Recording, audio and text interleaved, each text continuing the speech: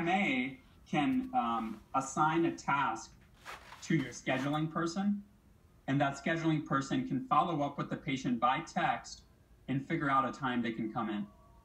So there's a bunch of workflow tools built into this where they can assign tasks to somebody else. So for example, I can assign a task to Nabil saying, Nabil, this patient needs to come into the office ASAP. Please schedule an appointment. And that task is now assigned to Nabil, who's in the office. When he logs in, he'll see that he needs to communicate with this patient and get them in the office. Okay. And then the real power of this comes in what we call the check-ins. So this is where, this is where a patient can, care manager or medical assistant can check in with every patient enrolled in CCM at a single time. So as an example, on Tuesdays, our practices send a vitals check-in. So instead of calling hundreds of patients and saying, what's your blood glucose, what's your blood pressure, how's your pain, what's your peak flow, it's all automated. So in this example, 152 patients are going to be asked about their blood glucose, 224 blood pressure, 54 pain, 36 peak flow, 63 about their pulse, 12 about their weight, as an example. And these can be all customized. Practices can create their own templates, but we've got all sorts of templates here, as you can see on the left. Okay, quick question, just on a side note of that. Are we able to count, I know this counts for our minutes towards our CCM. What if we don't get responses back from patients? How is it addressed both as a billable time, and how is it addressed as far as actually, the system reaching back out to a non-respondent? Yeah, so as billable time, if you should not expect for anything you use that a patient's going to respond 100% of the time. For sure. It's about doing the outreach. If the patient never responds over the course of a calendar month and there's no care management going on, remember, CCM is stuff that you're doing in the office anyway, plus this outreach. There could be patients that never respond to text or phone calls, but you're still doing a bunch of work for those patients in your office. Bill for it. If there's patients where you haven't done any work in your office and you're texting them and they're not responding and they don't respond over the calendar month, don't bill for them. What CMS is essentially looking for is where you can pass the red face test of, did I actually provide any care management to this patient? If they don't respond for the first 2 check-ins, but they respond to the rest, and you can get them up to 20 minutes, bill for them. Yeah, I guess my question was, like, if this sends out an automated, blood glucose text, and they don't reply, does it automatically send them another one the next day, the next hour? That was your second question. So that can be sent out again. Okay. It's not automated through the system. We can make it automated. Okay. But the person that's using the program can always send another check-in the next day to the people that didn't respond. Okay. No, that answers both my questions. So you say it can be set up to be automated, like if it doesn't send, if they don't respond, it can be automated to send out again? We could do the product work to make that happen. Okay. If our clients were asking for that. Sure. Yeah, that's not a hard thing to automate. Okay, cool. All right, thank you. Yeah. Mm-hmm. And then, so, with the click of a button, your MA or care manager, whoever you have in your office, could send a check-in to 541 patients like that. I'll just scroll down. I like that. So this is the key. I mean, I know you're doing all your market research. You're going to find a bunch of companies that are much cheaper than us that enable you to do kind of the documentation of the stuff that you're doing in the office. But there's no other solution that's actually engaging patients on a monthly basis with these results.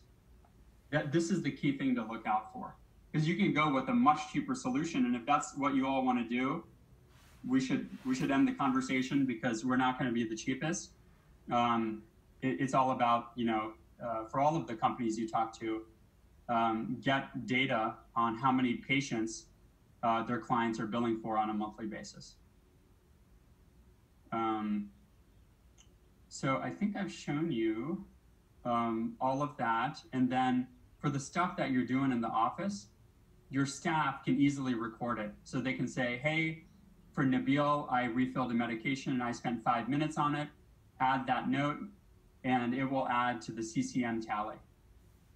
Okay. Or I coordinated a referral, I reviewed lab results. These are kind of quick notes, quick minutes you can add. Gotcha. Oh, I like that. So that was actually going to be my next question: is how does it integrate with actually calling the patient? But I see it right there on the note. You can. Let's say there's a conversation that's going long and a patient really needs help, and you all feel that the best way to communicate with that patient from that point forward is to call them. Well, call them, and you can say, called patient about high blood pressure. Recommended they come to office ASAP. And I spent 10 minutes on that. I'm going to add that note. Wow. And I noticed it had the billing code already right there. Yep. Okay. I like that. Because I definitely want to talk about how we're able to integrate this seamlessly to bill out. Do you guys We don't do the billing. We provide you the data you need. There's a simple download button here where anyone on your staff, whoever you designate, can go download the patients that are ready to be billed. So we'll do the calculations. You can see on this sheet, it's early in the month. It's June. It's the beginning of June. Sure. So the minutes are all very low. Yeah. If you were to look at this later in the month, you would see a bunch of patients at 20 minutes, right? Between the behavioral health integration programs and chronic care management.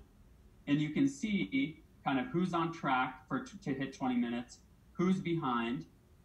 And then at the end of the month, you can say ready to bill. There's no one right now because it's early in the month. Yeah. And you download a spreadsheet that gives you all of the data you need. And I don't know, do you all do the billing in-house? We have a little bit of a mixed system here. Some we do in-house and then some we send out. And the stuff that we do in-house, we use Office Ally. Okay. So we would work with whoever's doing your billing, either in-house or outside, and we would set them up so that they can add this to the super bill and however their systems work. Uh-huh. And then we would give them an example download, and then they would be able to set up the system so this flows through pretty seamlessly. Okay. Have you heard of Office Ally? No, I haven't. Yeah, that would be interesting to see if we could somehow get it to shake hands. That would be a logistical dream come true. Just like as you can download a Google Doc to. Is your EMR or your billing software? Either one. Okay. So we do have an EMR. So we use a couple different systems, for our EMR. But it would be nice if it shook hands so that we could just automatically upload the data to our billing software and click of a button. It's billable. Yeah, ours comes out as a CSV file, so those can be easily kind of uploaded into a system. Yeah, I'll have to. Happy to talk about that. I'll have to contact Office Ally and see if there's what they do on that end. That'll be an interesting conversation. But yeah. Okay. And then documentation. This is not a great example because we kind of reset the system every month, but all of the documentation is automatic. Okay. So you can see, you can see the patient's name, their active conditions. You can see all of, typically this would be a couple pages worth of outreach. Every outreach, every communication is automatically documented. So the way to think about this is if you have to achieve 20 minutes of activity, if you do it the old way, 20 minutes of activity actually takes, 40 or 50 minutes of time. Oh yeah. With us, 20 minutes of activity takes 20 minutes of time. And let me just show you real quick how the care planning works. Okay. So I'm just going to add you in here. I'm impressed you spelled my name right. we do require that patients sign an authorization form so so we can text with them. Let me just put a fake number in here. Okay. I'm gonna give you, it's very simple to just add patients and add their conditions. Okay. So I'm gonna give you diabetes, I'm gonna give you hypertension. Yep, that's a classic combo. I'm going to enroll you in chronic care management. You're not going to get, I'm just giving you showing you an example. I'm not going to send you the text messages. Okay. And then we can help your staff very easily create a care plan. So instead of, literally writing up a care plan or creating a care plan every time for every patient, we've created templates that you and, your fellow doctors can use and approve.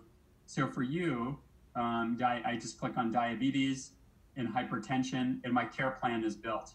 Gotcha. So the vitals, weight, A1C, what are the symptoms the patient should look out for, and all of this can be customized. Okay. So for example, if heart attack is not a concern for this patient, just remove it.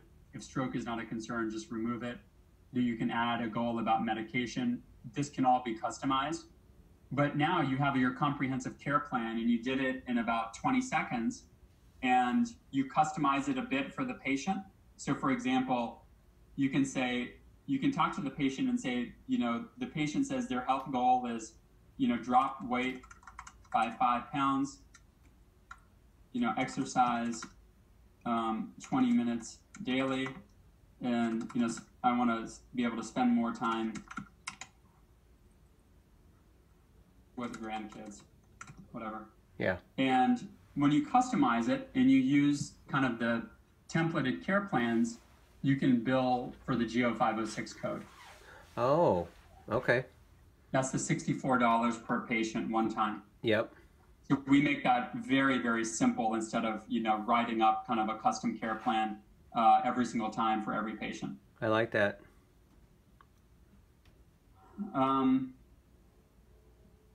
Yeah, and listen, the thing that we're focused on, our engineering team is all about using, technology that people are already used to in their daily lives. And when we train an MA on this, the training is not like a week long. It's like 30 minutes long. Because they look at it and they say, oh, I get it. This is like my Gmail or my Facebook. Yeah, I know how to use this. It's very UI friendly. What was that? I said it's very UI friendly. I'm looking at it and I can figure it out already. Yeah, exactly. And then we're adding more and more kind of technology to this. So we can say, for example, I was just talking to my product team earlier today, and they're going to start building the tech so that anyone whose vitals is out of range, like this blood glucose is 307, it would show up as a patient that you need to respond to, and it'll show up in a different color. Oh, so that when you start doing this at scale for 500 or 1,000 patients, and you send 1,000 messages out of 1,000 messages, you're actually going to get about 400 replies to any given message. And out of the 400, we can use natural language processing to show you, let's say, the 10 patients that are kind of out of range or where they're saying they need help, instead of the MA having to read every single one. And then for the ones that are more straightforward, if 250 people said, hey, thanks for checking in, I'm doing okay, you can do a group reply. You can say, thanks for letting me know. No, Have a good day. I like that. That's great. Have a good day. Let me know what else I can do to help. And then you can just drag patients to it. So this person said, I'm good, thanks. You just drag a patient and you hit send. And I could move 100 patients into that reply. And then you just send it. Man, I like this. So we focused on how to make this thing scalable, because at a small scale, as you all have seen, it's just not worth doing. It's pennies. But we figured out how to do it where a single doctor can double their income. And this is the only way to make it scalable with all of this technology and, importantly, the process around it. So we figured out, how do you enroll patients the right way So you get high enrollment rates. And the way you educate a patient is absolutely critical to getting compliance. And we figured out all the nuance on how to do that the right way. So the technology is important. How it fits into your practice, how you talk to the patients about it is just as important. Yeah, I'm impressed. Thanks. No, it's been fun, and it's great because not only is it great, obviously, for the practice financially, but it creates, these simple text messages where a patient doesn't need to download any app or do anything complicated or log into a patient portal. When you communicate with patients the way they communicate with one another and with their family, your practice will create a trusted relationship with them. And when that happens, they're more likely to report to you when they need help or when something's going wrong. And so the quality improvements we've seen have been dramatic. I mean, there's been hundreds of cases where patients have said, oh, either like, I'm going to the ER, I need some help, or actually, doctor, I was in the hospital last night, and the doctor wouldn't have known otherwise. Yeah. So let me ask you this. So let's say we get started and I say, hey, this looks great. We've got probably I ran a report a couple weeks ago from last year till this year, and we have probably about 1,200 patients with 2 or more chronic conditions. Is that just Medicare and Medicaid? Yes, and there's I'd say maybe 5% is private, so I don't know how that equates in this, but now we've already had some of our staff started calling them, and we're getting some pretty good responses. Every once in a while we get somebody that says, hey, we're not a patient anymore, things like that. So I'm assuming out of 1,200 patients, what do you think we can expect within 1, 2, 3, 4 months out, going out? So if it's 1,200 patients that are 2 or more chronic conditions in Medicare and Medicaid, that means 1,200 eligible, approximately.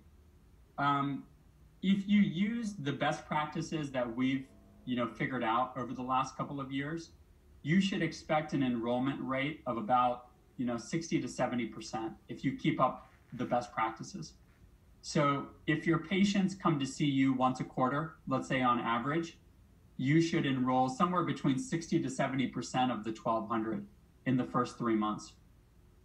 Okay. That's a lot. I mean, that's if you really do a really good job on enrollment. Right. I think, practically speaking, if you hit a 50% enrollment rate for 3 months, that's fantastic. Yeah. And that means 600 patients, which is an extra 300,000 of revenue. Yeah.